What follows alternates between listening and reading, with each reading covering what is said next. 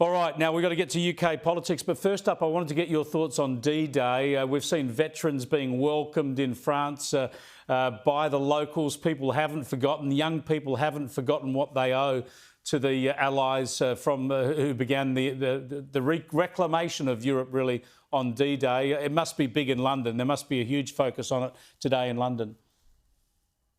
There is a big focus on it. Of course, it was a huge event, and it determined what Europe was to look like beyond D-Day, because if it hadn't been for the D-Day landings, then the Soviet army would have spread across Europe, and you wouldn't have had the freedom that Western Europe had as a result of the D-Day invasion. So Europe would have been a very different place if it hadn't been for D-Day, and it's worth remembering that historical perspective, not just the few veterans who are left. Of course, not many veterans are left alive today.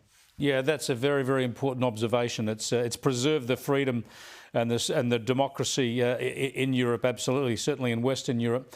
Now, speaking of freedom and democracy, the UK election less than a month away. Keir Starmer's, odds on to be Prime Minister. Tell us about him. Is he a safe pair of hands as a Labor leader? I think he's weak, really. I mean, he's obviously just following the advice of pollsters, has a bare minimum of policies, wants to toughen up the industrial relations system. That's always a focus for Labor parties, and spend a lot of money on green initiatives. But he's being very cautious in what he says. I think he'd be the kind of Prime Minister that Anthony Albanese is, really. I don't think he'll do anything very exciting. He's not charismatic, and the place will just sort of stagger on with low productivity and low economic growth. I don't think he'll do anything exciting. Let's have a look at a snippet from one of the election debates, and this one focuses on an issue that you're very familiar with, and that is the immigration policies, the border protection policies that Rishi Sunak has put in place involving Rwanda. Here we go. If I'm your Prime Minister, the planes will go to Rwanda, we will have a deterrent. So the simple question for Keir Starmer is, what will you do with people who come here illegally? What will you do with them? Well, very simply, what will you do with them? That's what I'm going to do. We'll have a deterrent. What are you going to do? We need to smash the gangs that are running this vile trade, making a huge amount of money, putting some of the most vulnerable people in boats across the Channel. Yeah, smash the gangs like they've been trying to do for the last 2 decades, I suppose. Is immigration a big issue in this election? It is a big issue. I mean, the cost of living issues, although inflation's fallen to well below 3% now. I think in the UK it's running at about 2.3%, so it's pretty low. There's no real unemployment. There's a bit of a labour shortage, but cost of living has been a big issue, the biggest issue.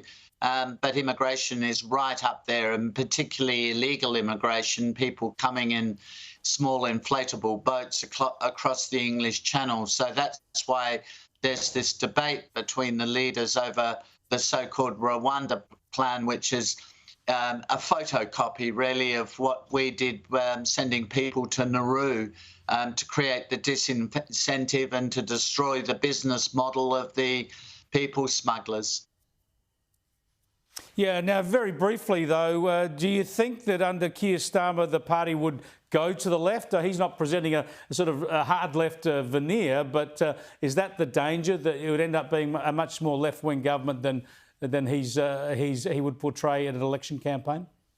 Yeah, that's a very good question, Chris. I think it would be for sure much more left-wing. They've after all come from the far left as a political party under Jeremy Corbyn, and Keir Starmer was one of his senior shadow cabinet members. So they've moderated their position very substantially, as I was saying earlier, because electorally the far left position is completely untenable.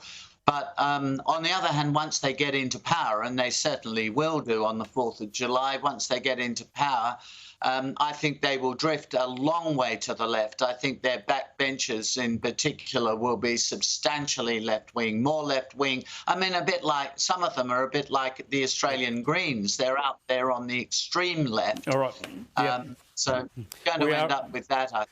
We are out of time. Thanks so much for joining us, Alexander. I appreciate it. Alexander Downer there live from London.